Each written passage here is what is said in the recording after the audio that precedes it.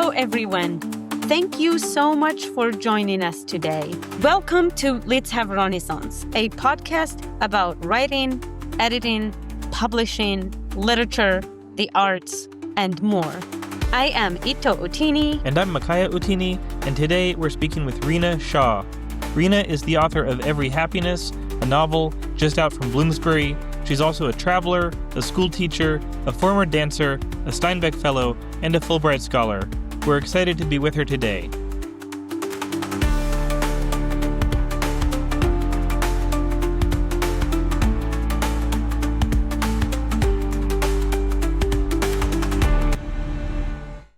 Thank you for tuning in. We're excited that you're here. Why don't you also subscribe, like, comment, and share this episode with your friends? And if you know anyone who wants to come on the podcast, please do send them our way. Also, if you haven't yet, sign up for our newsletter where we share updates, resources, and opportunities at thedatekeepers.com. Reena, thank you so much for joining us. We're excited to have you. Can you tell us about yourself? Yes, I live in New York City in Roosevelt Island.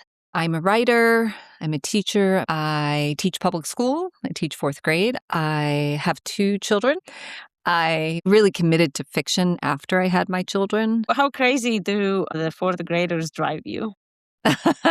They're lovely. They are. They don't drive me crazy. It's exhausting. They were very excited. They were very supportive when they heard that I had a book coming out. I was with them on my pub day and they threw me a little party.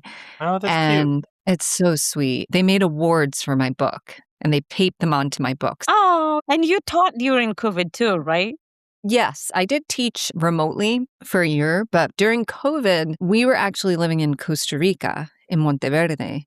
And I returned to the classroom this year because we moved back to New York City after we lived in Austin, Texas for 3 years, where I was at the Michener Center for Writers. And before that, we were in Costa Rica for 4 years. So in that period, I had almost 6 or 7 years where I was able to focus on writing. I was a freelancer in Costa Rica. I did some teaching, but I wasn't teaching public school full time.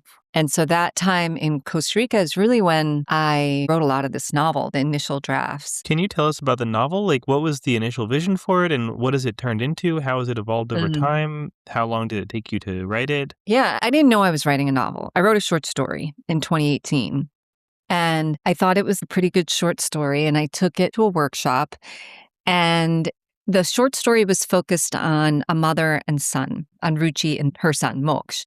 Deepa, who ultimately became the other protagonist, she was kind of a peripheral character. She was the host of this party where Ruchi and her family were at. And she was kind of a villainess character. You know, she wasn't the focus of the story.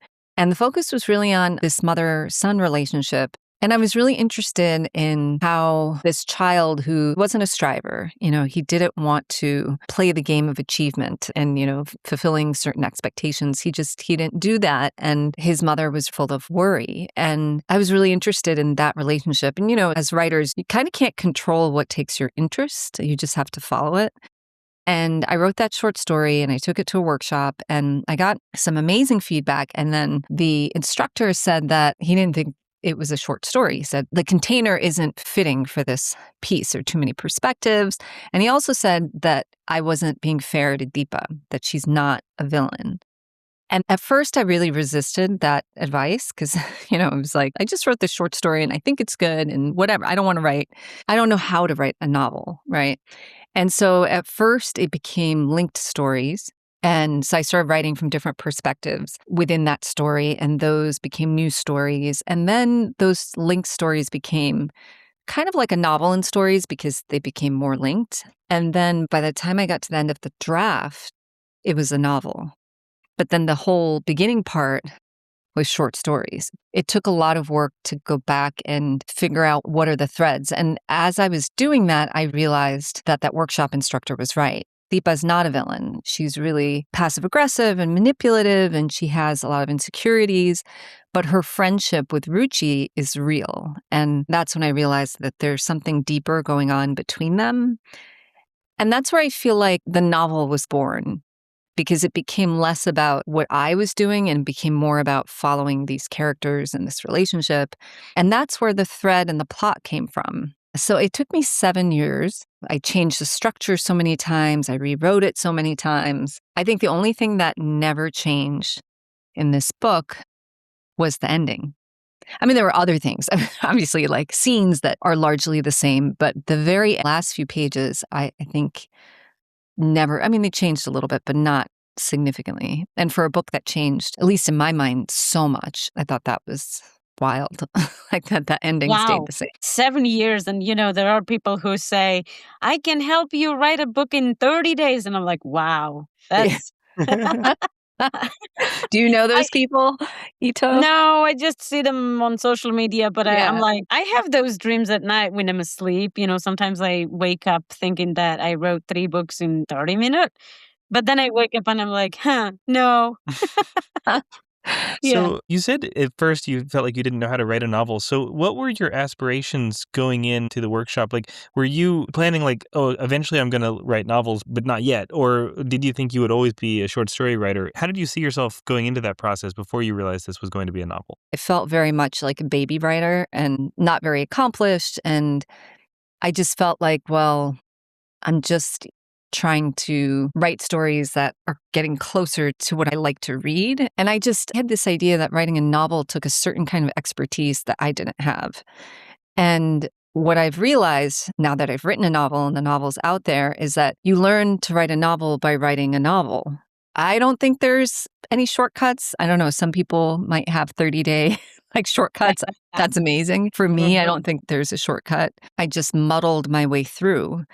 I don't think he'll have you on the podcast if you claim to write it in 30 days. Just saying. Okay. Imagine that. Second novel, Ito, 30 days. Call me in April. It'll be done. I have to remind myself, because you know how publishing is. Like, I'm both grateful for everything that's happening and that's happened, and I'm also doubtful that anything else will ever happen, right? And so I have to constantly remind myself that 8 years ago, 7 years ago, I didn't think I'd have a novel in 7 years. My aspiration was just, I wanted to become a better writer, and I wanted my stories to just be more fulfilling for readers. Why fiction? Why fiction? So I wrote a biography in my 20s.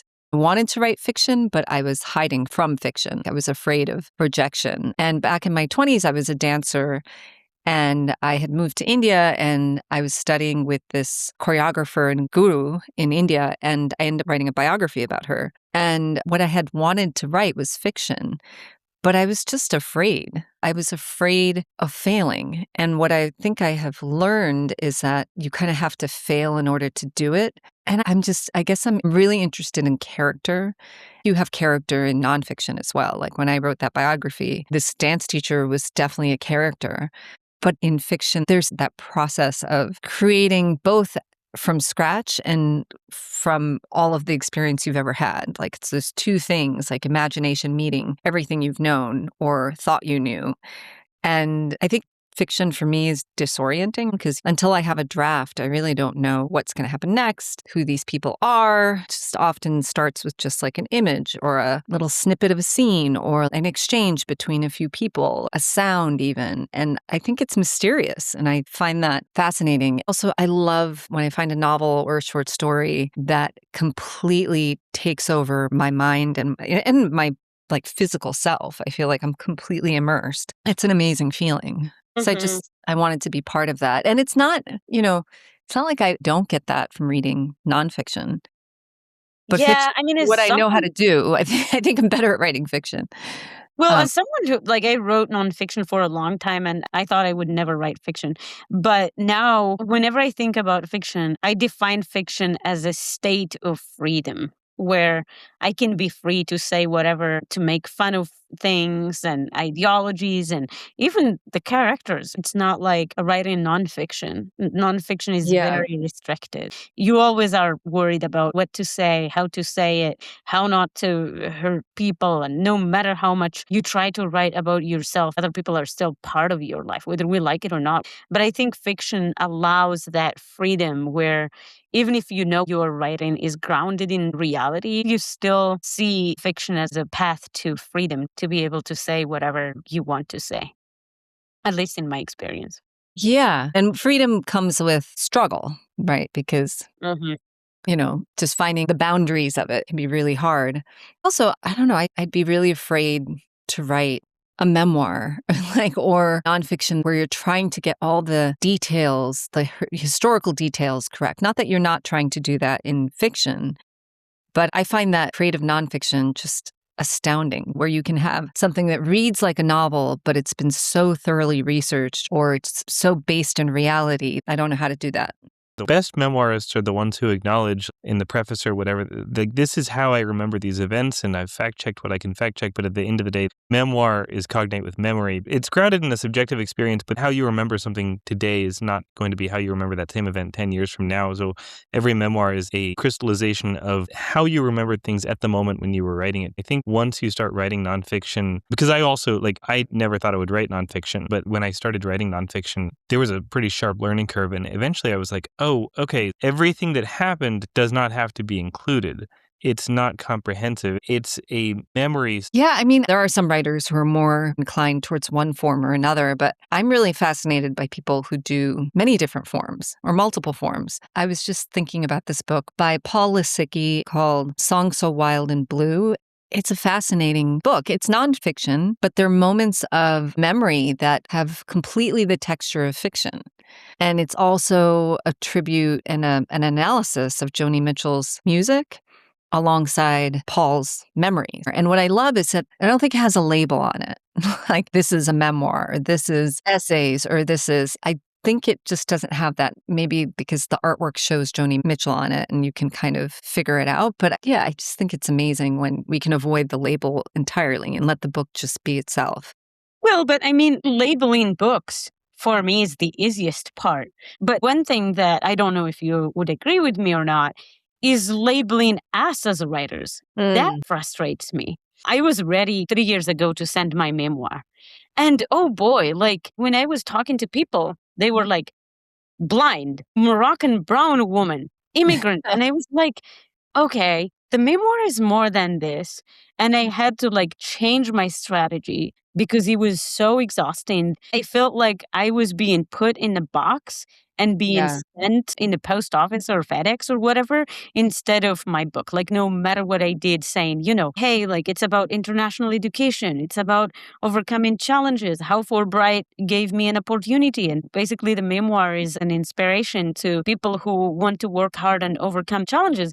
And yet I couldn't communicate that it's not about Moroccan women because I feel very uncomfortable representing women who didn't have access to education or chose even not to go to school or whatever.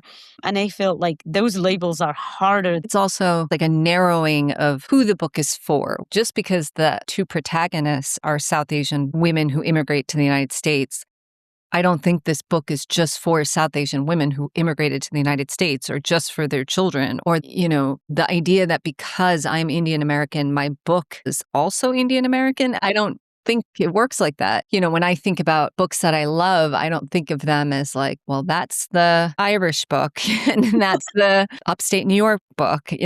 Sure, the place defines elements of the book or is part of the novel. It affects the characters, but that particularity is not a barrier to my entry. It's not only unfair to make those kind of narrow assumptions about audience and the scope of a book based on identity, but I also think readers lose then.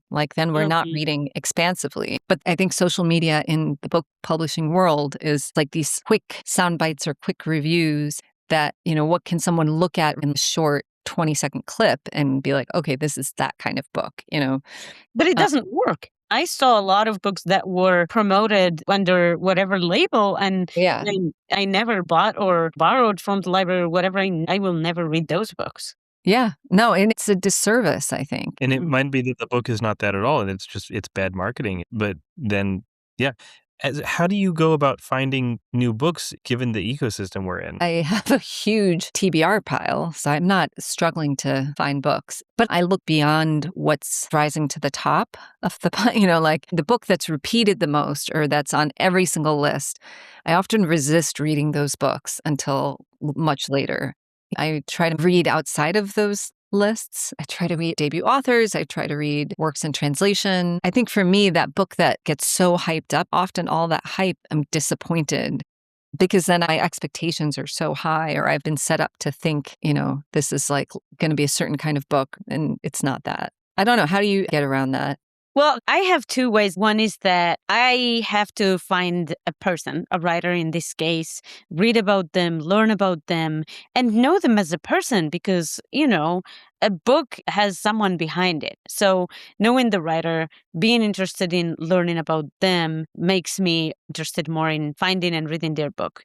Also, small presses. I always look at books from small presses. I wish I could read all of them, but I try my best to read as much as I can because a lot of small presses publish really good work. Yes. Work that you never see in the traditional media. As a former journalist, I know that the media is not interested in that. So there are a lot of ways to find good books. It's just like leave social media and TikTok book blurbs, and I agree. you'll Yeah. be fine. And take recommendations from friends. Absolutely. Yeah. That's And like my number one thing.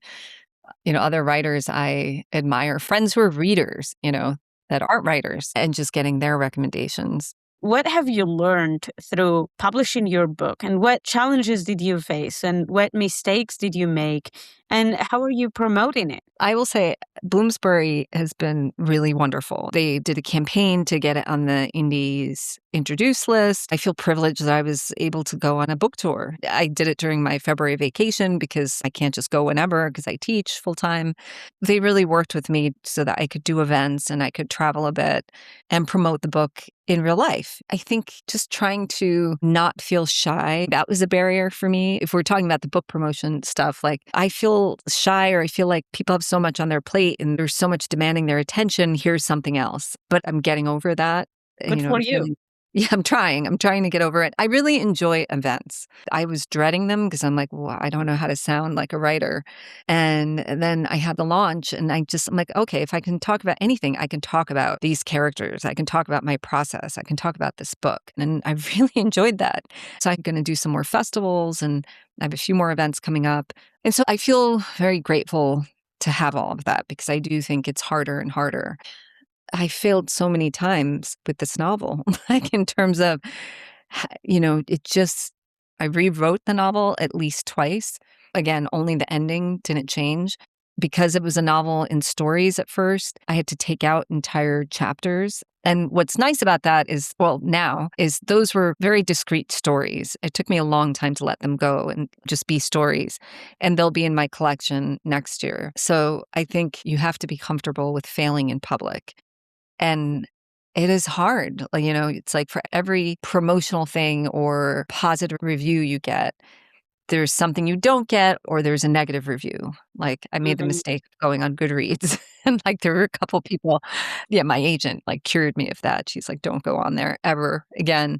There are those people, whether we like them or not. Exactly. It's always going to happen. Or, you're hoping that there'll be a book club that wants to read your book, or you're hoping that all the hopes and dreams that you have. And it's a process of acceptance. And I know I've written a really good book. I stand by these characters. And I think the best part about this whole process is meeting readers who've been moved by the novel in ways that surprise me, and then meeting other writers and discovering new writers that I didn't know about before, or just building a bigger community because so much of it is done in solitude. So those are the things I'm really enjoying right now. We always invite guests to read a portion from their work. Do you have an excerpt that you'd like to read for us? Yeah, I have a short excerpt, and it takes place early in the novel, about 30 pages in, so I'm not giving away too much. And Ruchi and Deepa are about maybe 17 years old or 18 years old, and they're in Mumbai, and they are in a park. And this is from Deepa's point of view. She didn't want Ruchi to say anything more because anything she might say could split their lives in two. Deepa led her off the main walking path and into a shadowy grove of empty benches, an oasis away from prying eyes. She wanted to take Ruchi's hand and hold it between her own. Deepa wanted them to sit on a bench like a couple just for a few minutes, just until she regained her footing. She pointed to Ruchi's upper lip. You haven't been keeping up. Look, you have an ingrown. Ruchi ran her fingers over the sprouting hairs. Oh, at least let me squeeze it out, Deepa said and stepped closer. It will hurt, Ruchi said, but without protest. Pho, it's just a prick. Deepa placed her fingers on either side of the stub of hair and squeezed it between her nails. The skin around the stub filled with blood, and she stepped closer still. She felt Ruchi grip her hip to steady herself. Almost, Deepa whispered. I don't want to get married, Ruchi whispered back, speaking through her teeth. Keep still. I don't. Of course you do. Everybody wants that. There, it's done. The hair popped out with clear pus, and Deepa flicked it to the ground and pressed the spot with her thumb to calm it. Ruchi's hand remained where it was, and Deepa thought she felt her rub where her bone jutted out. Their lips were nearly touching. Sweat purled on Ruchi's cheeks. The walking path, just on the other side of the bamboo and palms, receded, the foliage closing rank. It felt like the most alone they'd ever been.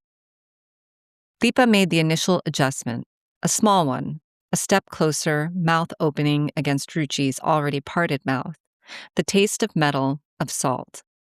A color burst, more simmer than shock. Her tongue searched, skimmed an underbelly, pressed a canine. She felt Ruchi's hand slide to the flesh of her hip. Ruchi's tongue licked the corner of her lip. Deepa dared open an eye. The warm brown expanse of Ruchi's cheek, the curl of a sideburn. But behind the palm trees, black habits flapped, then fled. Deepa bit down, blood flooding her mouth. Ruchi jumped back, cheeks aglow, a siren in the shadows, her lips wet and red. It will be like that once you're married.